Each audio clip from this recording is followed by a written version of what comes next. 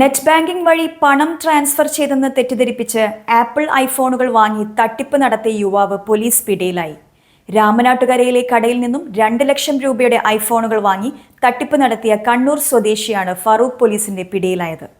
Net banking വഴി പണം transfer ചെയ്തെന്ന് തെറ്റിദ്ധരിപ്പിച്ച് രാമനാട്ടുകരയിലെ കടയിൽ നിന്നും 2 ആപ്പിൾ ഐഫോണുകൾ വാങ്ങി കോഴിക്കോട്ട് കൊണ്ടുപോയി വിൽപ്പന നടത്തിയ സംഭവത്തിലാണ് പ്രതി പിടിയിലായത്. കണ്ണൂർ പാപ്പിനിശ്ശേരി സ്വദേശി ഇ.ജി. അഭിഷേകിനെയാണ് ഫറോക്ക് പോലീസ് അറസ്റ്റ് ചെയ്തത്. 2 ഫോണുകൾക്കായി 2 ലക്ഷം രൂപയാണ് ബിൽ തുകയായത്. നെറ്റ് ബാങ്കിങ്ങിൽ കൃത്രിമം കാണിച്ച് ബിൽ തുക അടച്ചതായി കടയുടമയെ വിശ്വസിപ്പിക്കുകയായിരുന്നു. രാമനാട്ടുകര ഫോൺ ഫോർ യു എന്ന മൊബൈൽ ഷോപ്പിൽ നടന്ന ഒരു ചീറ്റിംഗ് കേസുമായി ബന്ധപ്പെട്ട് കേസ് ഫറൂഖ് സ്റ്റേഷനിൽ രജിസ്റ്റർ ചെയ്തിട്ടുണ്ടായിരുന്നു. അപ്പോൾ ആ കേസുമായി ബന്ധപ്പെട്ട് അന്വേഷണം നടത്തി അഭിഷേക് എന്ന് പറയുന്ന 23 വയസ്സുള്ള പ്രതിയെ നമുക്ക് അറസ്റ്റ് ചെയ്യാനും അതോടൊപ്പം തന്നെ മറ്റ് അതുമായി ബന്ധപ്പെട്ട കേസിന് ആസ്പദമായിട്ടുള്ള സംഭവങ്ങളെക്കുറിച്ച് വിലയിരുത്താൻ സാധിച്ചിട്ടുണ്ട്.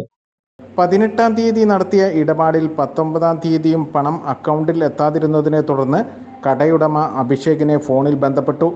എന്നാൽ അഭിഷേക് പണം നൽകാൻ തയ്യാറായില്ല. ഇതോടെയാണ് ഫറോക്ക് പോലീസിൽ പരാതി നൽകിയത്.